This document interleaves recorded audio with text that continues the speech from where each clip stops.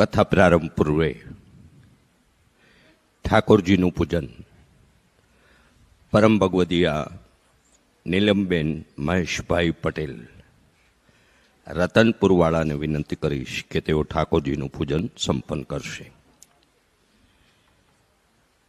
ગ્રંથોનો મહાગ્રંથ એવા ભાગવત ભગવાનનું પૂજન પરમ ભગવદીયા સવિતાબેન ચુનીલાલ પંચાલ અને લીનાબેન અરવિંદભાઈ પંચાલ પરિવારના પરિવારજનો સંયુક્તપણે સંપન્ન કરશે તેવી વિનંતી છે.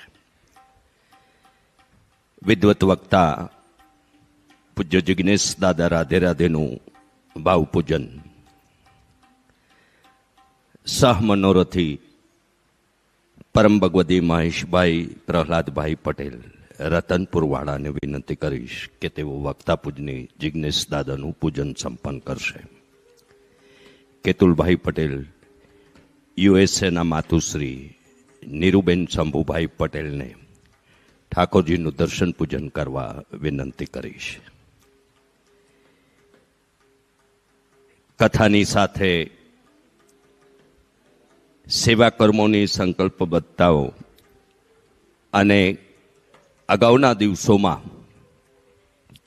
આપણે જોયું છે કે તથાસ્તુ વિદ્યાપીઠની સાથે સાથે સામાજિક ઉત્તરદાયિત્વ, સમાજ સેવા, રક્તદાન કેમ્પ, સત્સંગ, ભક્તિ, ભજનના આયોજનો, વિવિધ ઉત્સવોના આયોજનો,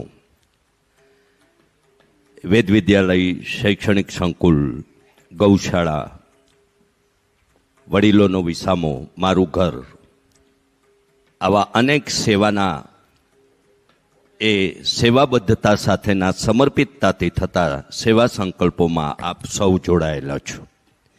મારે આપ સૌને આવતા દિવસોના કેટલાક પ્રસંગોની યાદી કરવી છે. આપણો ક્રમ રહ્યો છે કે માનું દિવ્ય સ્થાન હોય યા તો શક્તિપીઠ હોય, એવા સ્થાને શારદીય નવરાત્રિના પૂજ્ય દાદાના અનુષ્ઠાન સાથે રાધે રાધે પરિવાર દ્વારા શ્રીમદ દેવી ભાગવત કથાનું આયોજન આપણે છેલ્લા 5 વર્ષ થયા કરતા આવ્યા છીએ. આ વર્ષનું આયોજન આગામી તારીખ 11/10/2026 તારીખ 19/10/2026 પાવાગઢ ખાતે થવા જઈ રહ્યું છે. આ અંગેની વિશેષ માહિતી માટે કાર્યાલય પર સંપર્ક કરશો. આગામી 10/3/2027ના પ્રેમ મંદિરમાં બિરાજતા મીઠુડા રાધાકૃષ્ણ દેવનો તૃતીય પાટોત્સવ અને બાપ વગરની 21 દીકરીઓનો ચતુર્થ સમૂહ લગ્નોત્સવનું આયોજન આપણે કરવા જઈ રહ્યા છીએ. આ બાપ વગરની દીકરીઓના કન્યાદાનના વાલી તરીકે આપણે સદભાગી થઈ શકીએ છીએ. આગામી રંગોત્સવની કથા 14/3/2027 થી 20/3/2027 દરમિયાન દેવભૂમિ દ્વારકા ખાતે આયોજિત થવા જઈ રહી છે.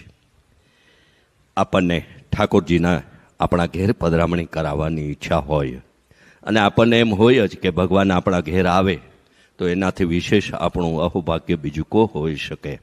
તો એવા ઠાકોરજીની પધરામણી માટે પણ રાધે રાધે પરિવારના કાર્યકર્તા રાજભાઈ પટેલનો અન્યથા કાર્યાલય પર સંપર્ક કરશો તેવી યાદી અને અનુરોધ સાથે મનોરંજનનું સાધન નહીં પરંતુ મહામંથનનો મહાગ્રંથ એટલે શ્રીમદ ભાગવત એવા આ ગ્રંથના મહામંથનનું, આ મહાગ્રંથનું ગાન આપણે પૂજ્ય જિજ્ઞેશ દાદા રાધે રાધેના શ્રીમુખથી શ્રવણ કરીએ અને શ્રવણ અને સ્મરણ કરાવવાની પૂજ્ય દાદાને વિનંતી સાથે આપ સૌનું હાર્દિક સ્વાગત.